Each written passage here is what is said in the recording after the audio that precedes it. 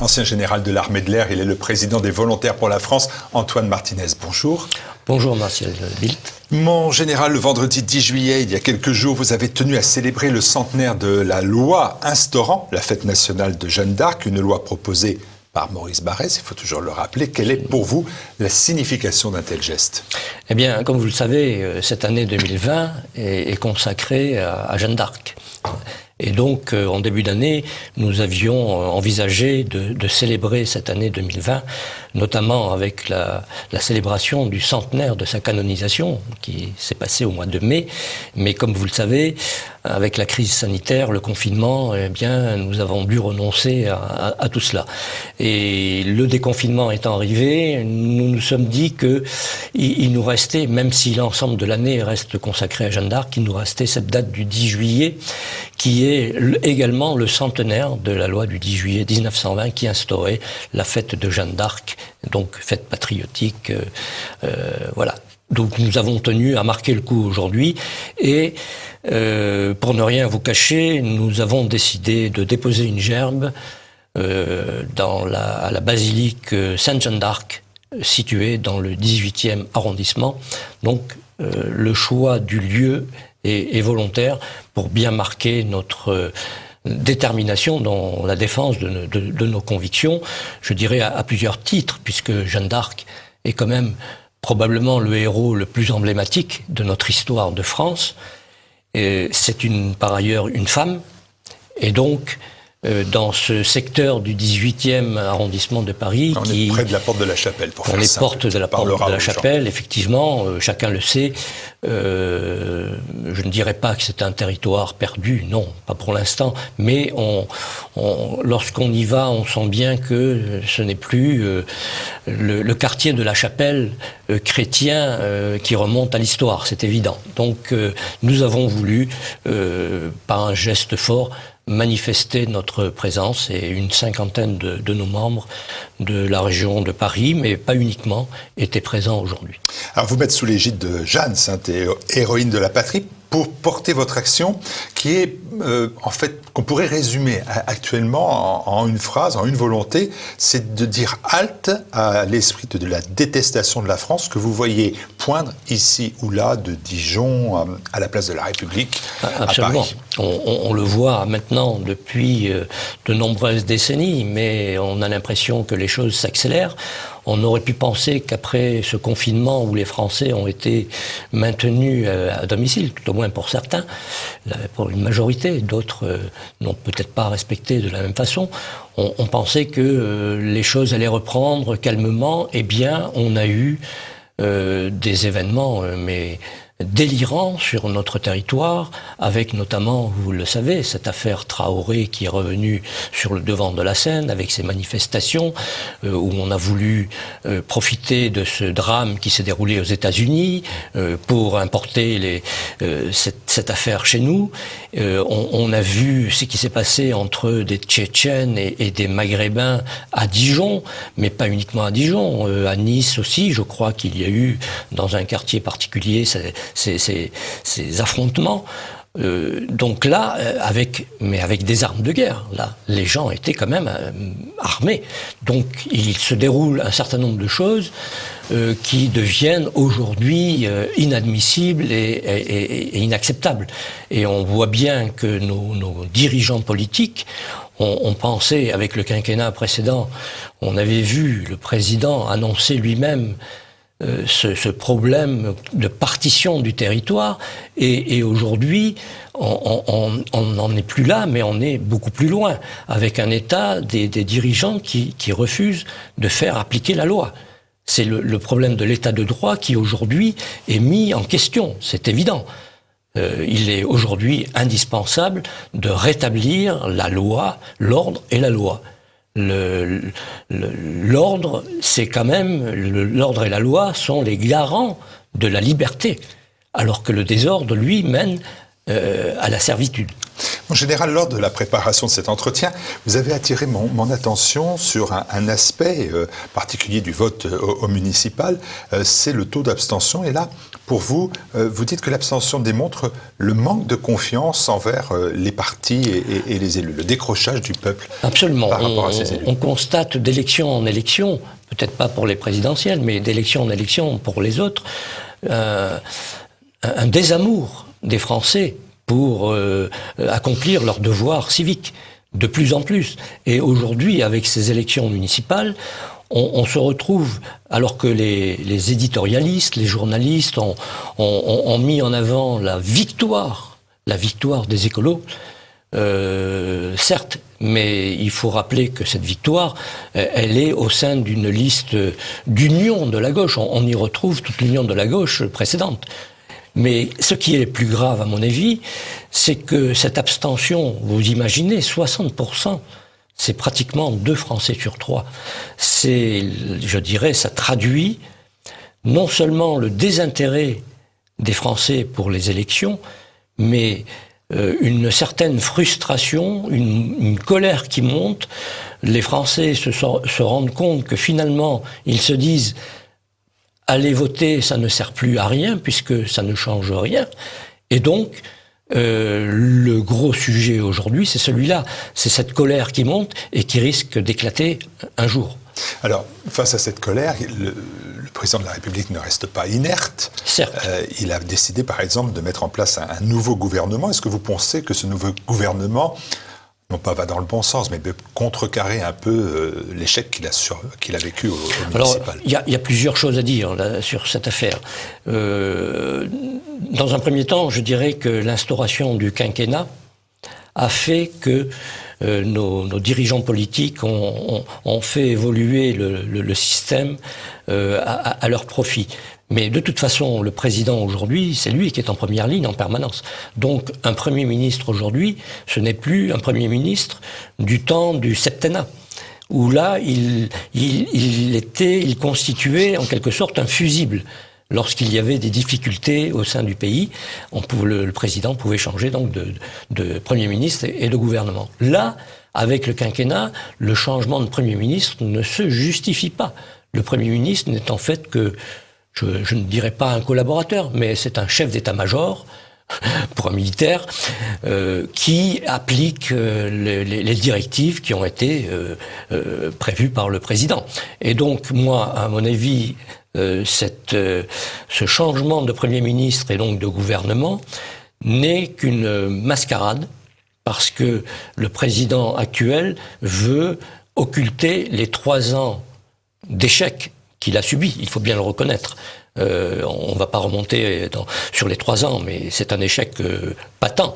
Et donc, en nommant un nouveau Premier ministre, il espère occulter cela et, par une nouvelle dynamique, entre guillemets, gagner du temps, occuper l'espace médiatique pour préparer sa réélection. Voilà, mon avis. Préparer sa réélection. Ça nous amène aux élections présidentielles. Il y a quelques années, vous avez écrit un ouvrage, oui. Quand la Grande Muette prendra la parole. Oui. Il y a des généraux qui ont quitté la Grande Muette et qui sont restés muets. Absolument. Pas vous. Pas oui. vous. Ben oui. Vous vous êtes exprimé, vous avez créé les Volontaires de la France. En janvier dernier, vous avez présenté un gouvernement de relève nationale.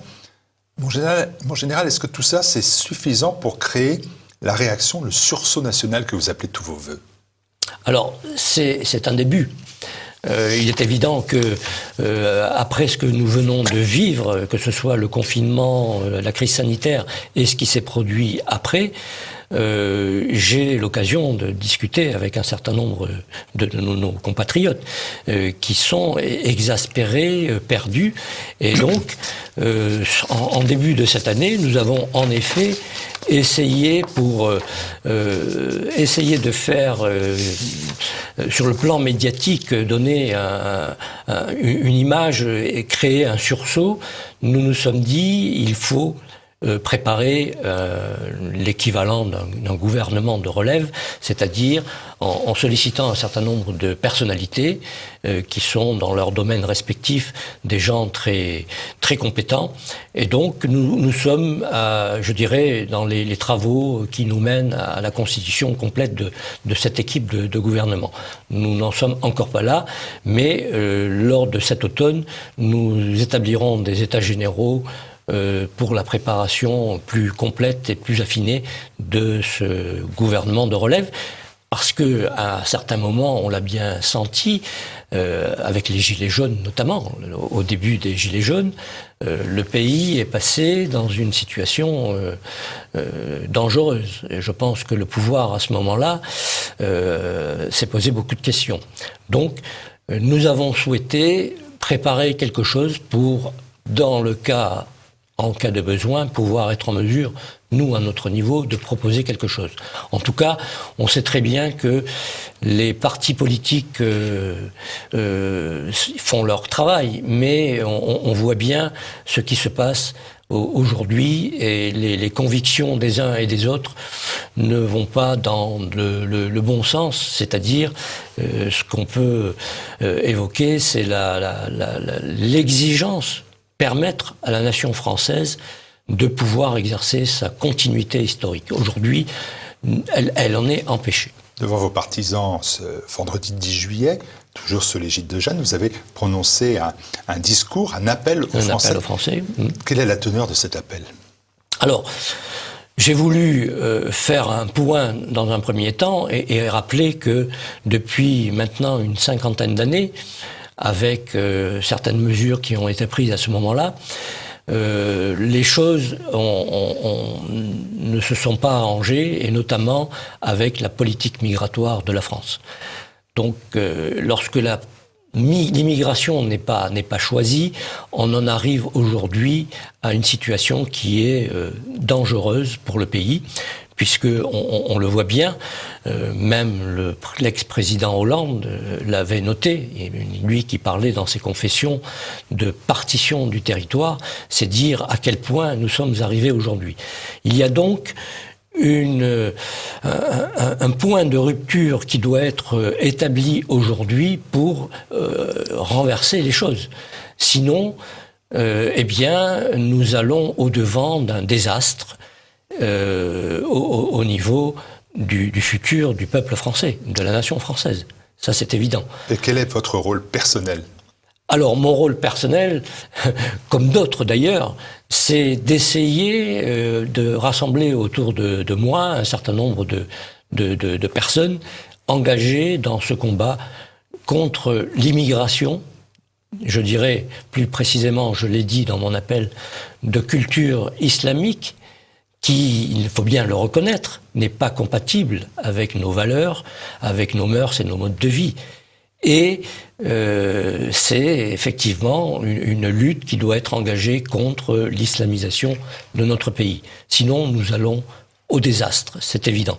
Et là, ce qui est dommage, je dirais, c'est en voyant au fil des décennies passées le fait que nos dirigeants politiques, malgré l'évidence du phénomène qui est en train de grandir aujourd'hui et d'amener la France dans le mur, ne prennent aucune mesure sur ce sujet. C'est un laxisme, un aveuglement. À certains moments, certains pourraient parler de collaboration dans ce changement, à la limite, de peuple qui est en cours. Donc ça, il faut bien le reconnaître, il faut bien s'élever contre cette chose qui n'est pas acceptable. 2022 se profile, quel est votre rôle à vous, personnel? Alors 2022 se profile, cet appel, comme vous le mentionnez, était un appel, un signal que je voulais donner aux Français, et en particulier aux Français qui appartiennent à cette majorité silencieuse, qui est aujourd'hui exaspérée, qui est menacée, qui est même méprisée. Parce que ce qu'il faut dire aussi, c'est que notre président, nos dirigeants, mais notre président aujourd'hui, il faut le reconnaître, il n'aime pas son peuple. Comment peut-on œuvrer aux destinées d'une nation, d'un pays, si on n'aime pas son peuple? Pour moi, c'est quelque chose de... Qu'est-ce qui vous amène à dire qu'il n'aime pas son peuple? Par son attitude, par ses décisions, par sa politique? Écoutez, depuis qu'il est même candidat et même président, à chaque fois qu'il en a l'occasion, à l'extérieur du pays, c'est pour fustiger le rôle de la France. Je reviens sur lorsqu'il était candidat, s'exprimer comme il l'a fait en Algérie, pas n'importe où, en Algérie, et indiquer que la France avait commis un crime contre l'humanité avec la colonisation, mais c'est une véritable imposture. Et ensuite, on l'a bien vu, y compris lors de l'Assemblée générale de l'ONU l'année dernière ou précédemment, même chose. C'est toujours des reproches qu'il fait à la France. Donc, est-ce qu'il aime le peuple français? La question se pose. Et puis, son arrivée, d'autant que son arrivée au pouvoir, il devrait le savoir. C'est lui-même d'ailleurs qui l'avait indiqué. Il est entré par effraction. Parce que l'affaire que nous connaissons, c'est un véritable hold-up démocratique qui a été la conséquence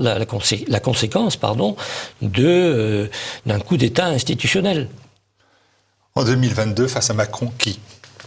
Alors, face à M. Macron, en 2022, il y aura sûrement des candidats qui vont se proclamer candidats. En tout cas, moi, j'ai indiqué dans cet appel aux Français du 10 juillet, eh bien, que compte tenu de la situation, ce n'était pas mon ambition initialement. Je ne le savais pratiquement pas encore il y a 3 mois, mais compte tenu de la situation que nous avons connue ces dernières semaines, avec, j'ai été persuadé par les gens avec qui je travaille, et finalement, eh bien, écoutez, j'ai pris la décision de me porter candidat et demander aux Français de cette majorité silencieuse, eh bien, de se rallier à moi pour préparer cette élection. En général, être candidat à la présidence de la République, vous le savez, j'ai utilisé un terme de militaire, c'est un parcours du combattant. Vous en voyez l'ampleur, 500 signatures de maires. C'est vrai. Alors, la décision n'a pas été facile pour ce qui me concerne. Finalement, j'ai pris cette décision. Maintenant, il est évident, c'était difficile, mais le parcours qui commence aujourd'hui va être forcément très difficile. Donc, eh bien, écoutez, nous verrons bien. Moi, ce que je souhaite par l'appel que j'ai fait aux Français le 10 juillet, ce que je souhaite, c'est créer un sursaut salutaire. Je ne sais pas ce qu'il adviendra de ma propre personne jusqu'en 2022, mais en tout cas, mon premier objectif, c'est de créer ce sursaut et d'appeler les Français à bien réfléchir parce que nous n'avons plus beaucoup de temps. Vous dites que vous voulez le faire hors des partis politiques, mais on peut vous rétorquer que vous le savez que pour une élection présidentielle, il va falloir des militants pour compenser le silence médiatique. On n'est pas dans l'armée, l'intendance, elle ne va pas suivre. C'est vrai. C'est une gageure, c'est un vrai sujet. Vous avez parfaitement raison. Mais voilà, donc la décision est prise et maintenant, eh bien, écoutez, nous verrons bien. Moi, ce que j'espère, comme je vous l'ai dit, je n'avais pas du tout cette ambition. Ce n'était pas chez moi quelque chose d'établi. Donc, je me suis décidé. Maintenant, eh bien, on travaille pour la France et la nation française. On verra bien. Il y a des grands généraux, Napoléon, il y a aussi des généraux boulangers qui ratent l'histoire et le moment de l'histoire. Absolument. Vers qui vous vous rapprochez le plus? De Gaulle? D'autres? Non, je ne suis pas gaulliste. J'aurais tendance, c'est la réponse que je donne souvent à certains. De Gaulle c'est un double personnage.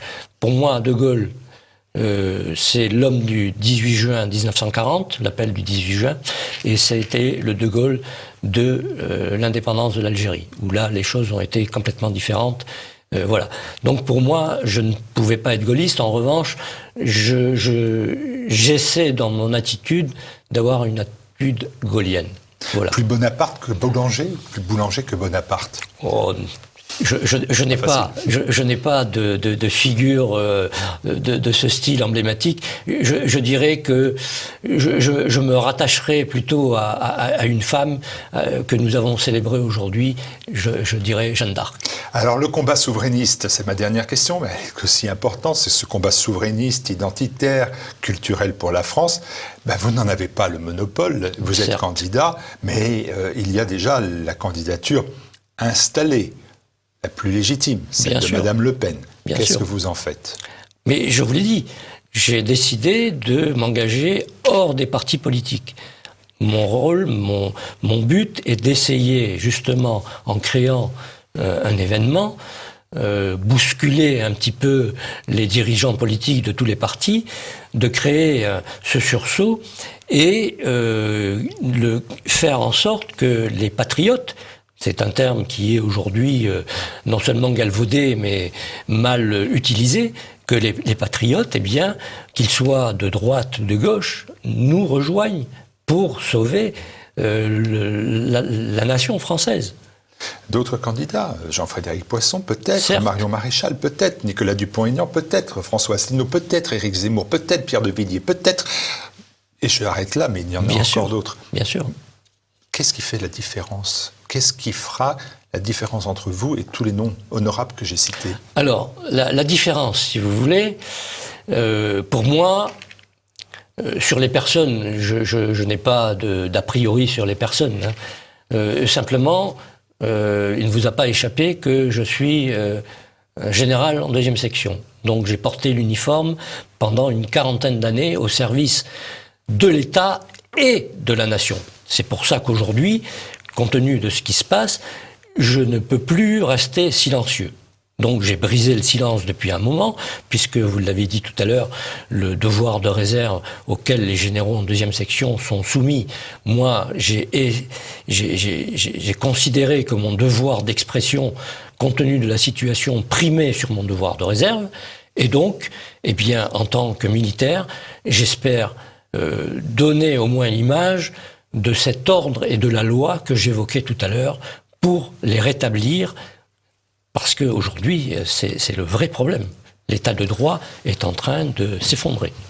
Yvan Rioufol, dans le Figaro de ce vendredi 10 juillet, dit que cette initiative est une initiative heureuse parce que, après tout, que 1000 fleurs naissent. C'est un peu ça le sentiment. Parmi les généraux, il y a déjà une initiative, une tentative de quelqu'un qui vous est proche, finalement, sur les idées. C'est le général Tauzin qui n'a pas pu, en 2017, aller jusqu'au bout de sa démonstration. Absolument. Est-ce que vous pensez faire mieux que lui? Alors, contre lui? Avec lui? Didier Tauzin, nous nous connaissons maintenant, nous avons l'occasion de discuter, nous avons participé à certains événements ensemble. Nous étions ensemble, notamment le 25 janvier à Paris, en début d'année, lorsque nous avons présenté ce début de gouvernement de relève nationale. On s'était vu également l'année dernière lors de notre convention nationale. Il était invité, il était venu. Et donc, voilà, je sais qu'il a été candidat. Pour l'instant, je ne sais pas s'il est candidat déclaré ou pas, il a l'intention probablement, je n'en sais rien. En tout cas, il a très récemment, après le déconfinement, publié un petit ouvrage, après le Covid-19. Ici, rebâtir la France. Voilà, rebâtir la France. Il est venu le présenter. Oui, absolument, que j'ai eu, qu'il m'a gracieusement envoyé également, et que j'ai lu, et j'ai eu l'occasion de le suivre sur votre plateau fin du mois de juin, je crois, il y a quelques jours. Alors, avec lui, j'espère que nous travaillerons ensemble.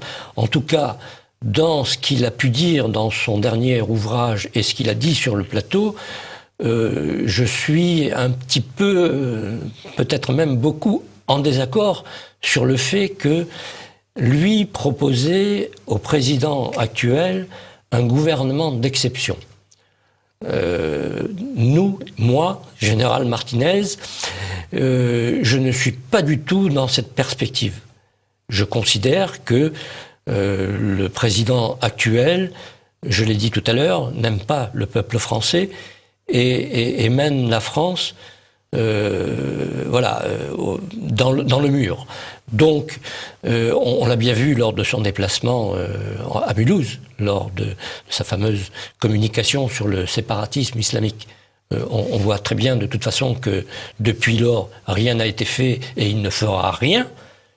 Et l'événement en question, on a bien vu le problème qui s'est posé lorsqu'il a été pris en photo devant cette femme qui s'est voilée avant de prendre la photo.